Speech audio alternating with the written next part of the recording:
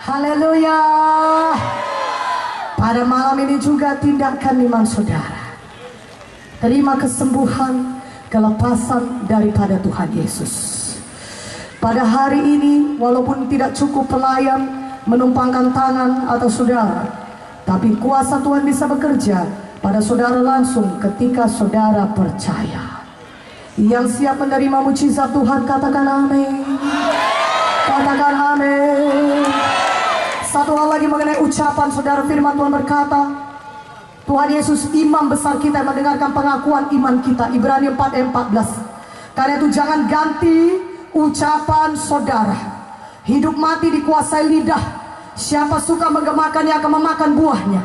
Kadang-kadang kita melihat keadaan kita cenderung mau mengganti ucapan kita. Pertama kita beriman. Ya, pertama kita katakan oleh bilur yang sembuh, kita beriman. Tapi kemudian seiring waktu, saudara lihat, kenapa ya kok masih sakit? Saudara mulai mengganti ucapan saudara. Kalau begini, dokter pun bilang gak bisa sembuh. Jangan aku ini mati aku karena penyakitku. Saudara mulai mengganti pengakuan iman saudara. Di dalam nama Yesus mulai hari ini, jangan ganti ucapan iman saudara. Tetap akui firman Tuhan, amin. Tetap perkatakan firman Tuhan, katakan amin. Tetap katakan firman Tuhan, amin. Haleluya. Mulai malam ini jangan lagi ucapkan, bisa mati aku karena penyakit ini. Sudahlah, orang lain pun bilang aku gak ada gunanya. Orang gagalnya aku. Orang tuaku miskin, kakekku pun miskin, aku pun miskin juga nih ini. Uang di dompetku ini gak pernah ada, kosong terus. Aku orang gagal, aku bukan orang yang berhasil, aku tidak bisa diberkati Tuhan. Kalau saudara berkata demikian terus mengenai diri saudara, saudara akan memakan buahnya. Hidup mati dikuasai lidah.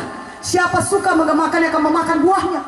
Kalau saudara terus menerus mengucapkan perkataan yang kalah, perkataan yang negatif, maka itu membuka pintu kepada setan untuk membawa kesusahan lebih besar kepada saudara dan menjadikan perkataan negatif saudara itu betul-betul jadi kenyataan.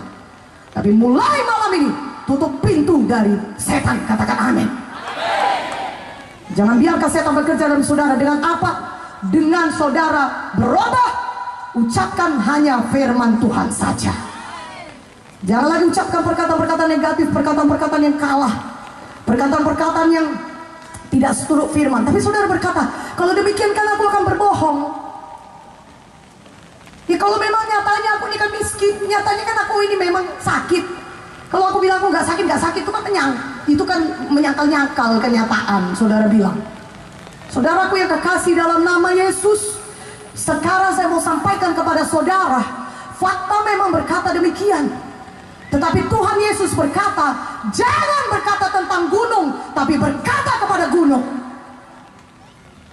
Jangan ceritakan masalah saudara, tapi saudara berkata kepada gunung, gunung penyakit keluar, pergi dari hidupku dalam nama Yesus.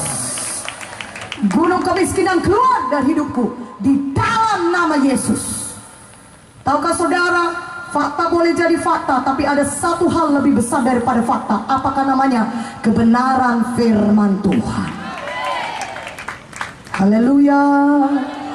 Saudara bersetuju dengan apa yang dikatakan oleh Tuhan Yesus? Tuhan Yesus berkata saudara sudah sembuh, maka saudara bersetuju dengan kebenaran, maka jadilah kepada saudara sebagaimana firman Tuhan itu. Katakan amin. Tuhan berkata saudara diberkati, Tuhan berkata saudara bebas, maka saudara bersetuju saya diberkati. Kutuk dosa kemiskinan sudah diangkat daripada saya, maka saya percaya mulai malam ini berkat Tuhan mengalir atas hidup saya. Haleluya. Oh saudara, mungkin faktanya selama ini saudara berkata, saudara tahu hidup saudara selalu diikat oleh setan. Tapi malam ini saudara dengar firman, Yesus pembebas. Yohanes 8:32-36 nanti baca di rumah. Yesus pembebas. Dan kalau Yesus memerdekakan saudara, saudara betul-betul merdeka. Mana aminnya? Maka saudara mengganti ucapan saudara berkata, saya bukan hamba dosa, Yesus sudah memerdekakan saya.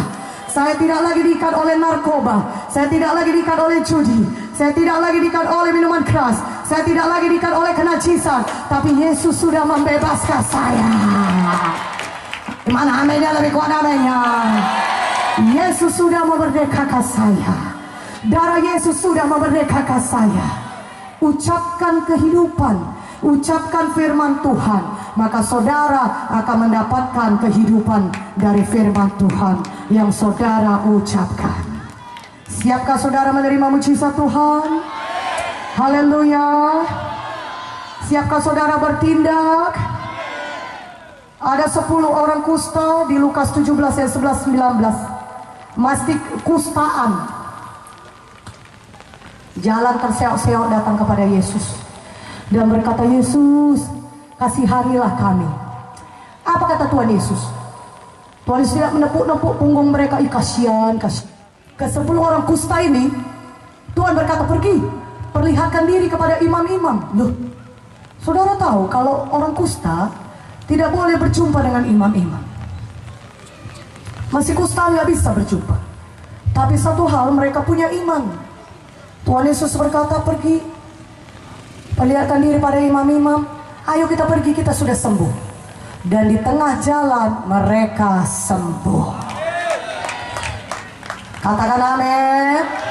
Hari ini tindakan iman saudara. Jangan katakan, oh masih sakit. Jangan katakan demikian. Ubah ucapan kita. Katakan, aku sudah sembuh oleh belor Yesus. Aku sembuh, aku diberkati, aku bebas, aku jadi hamba Tuhan, aku berhasil, aku diberkati Tuhan. Haleluya. Siapkan saudara menerima mujizat Tuhan. Mari pada hari ini angkat tangan saudara yang membutuhkannya.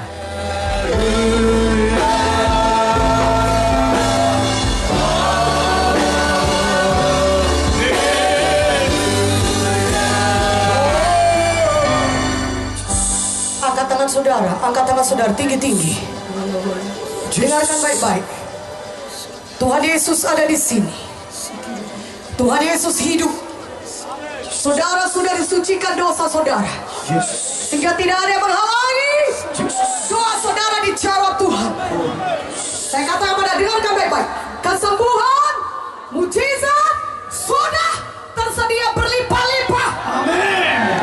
Karena Yesus sudah mati dan bangkit kembali. Sudah tersedia. Saya ulangi, sudah tersedia. Bagian saudara adalah percaya. Dan kalau saudara percaya, saudara bisa menerima mujizat Tuhan. Yang percaya katakan amin dengan kuat.